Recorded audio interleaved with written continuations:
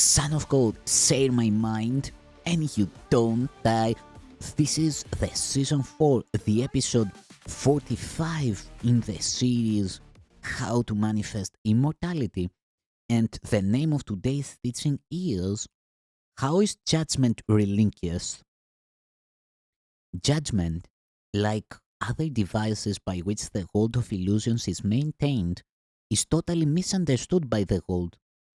It is actually confused with wisdom and substitutes for truth. As the world uses the term, an individual is capable of good and bad judgment, and his education aims at strengthening the former and minimizing the latter. There is, however, considerable confusion about what these categories mean. What is good judgment to one is bad judgment to another.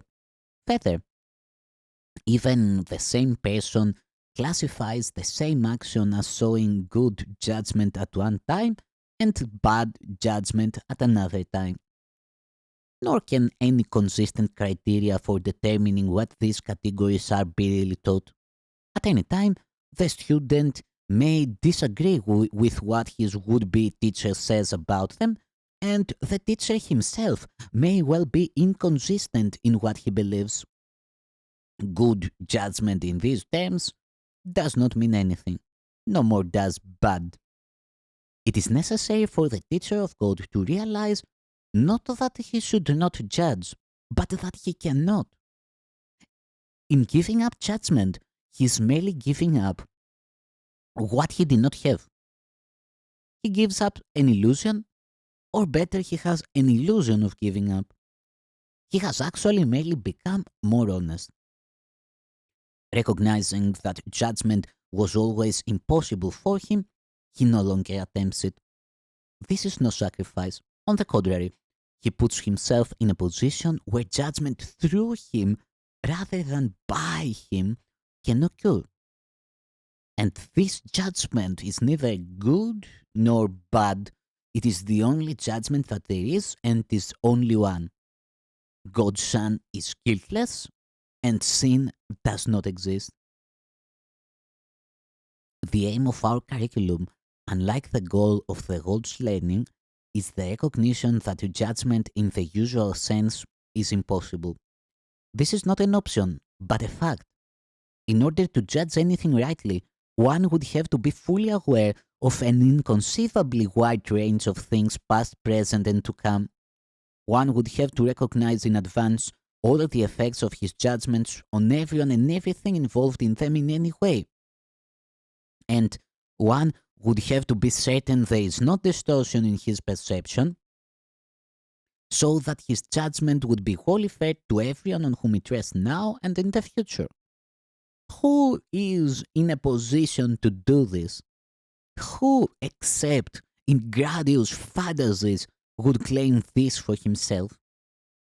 Remember how many times you thought you knew all the facts, all the facts you needed for judgment, and how wrong you were. Is there anyone who has not had this, who has not had this experience? Would you know how many times you merely thought you were right without ever realizing you were wrong? Why would you choose such an arbitrary basis for decision making? Wisdom is not judgment, it is the relinquishment of judgment. Make then but one more judgment. It is this: there is someone with you whose judgment is perfect. He does know all the facts, past, present, and to come. He does know all the effects of his judgment on everyone and everything involved in any way. And he is wholly fair to everyone, for there is no distortion in his perception. Therefore, lay judgment down, not with regret, but with a sigh of gratitude. Now are you free of a burden so great that you could merely stagger and fall down beneath it, and it was all illusion, nothing more. Now can the teacher of God rise up unburdened and walk lightly on. Yet it is not only this that is his benefit. His sense of care is gone, for he has none. He has given it away along with judgment. He gave himself to him whose judgment he has chosen now to trust instead of his own. Now he makes no mistakes. His guide is sure. And where he came to judge, he comes to bless. Where now he laughs, he used to come to weep. It is not difficult to relinquish judgment, but it is difficult indeed to try to keep it. The teacher of God lays it down happily the instant he recognizes its cost. All of the ugliness he sees about him is its outcome. All of the pain he looks upon is its result. All of the loneliness and sense of loss, of passing time and growing hopelessness, of sickening despair and fear of death, all these have come of it. And now he knows that these things need not be.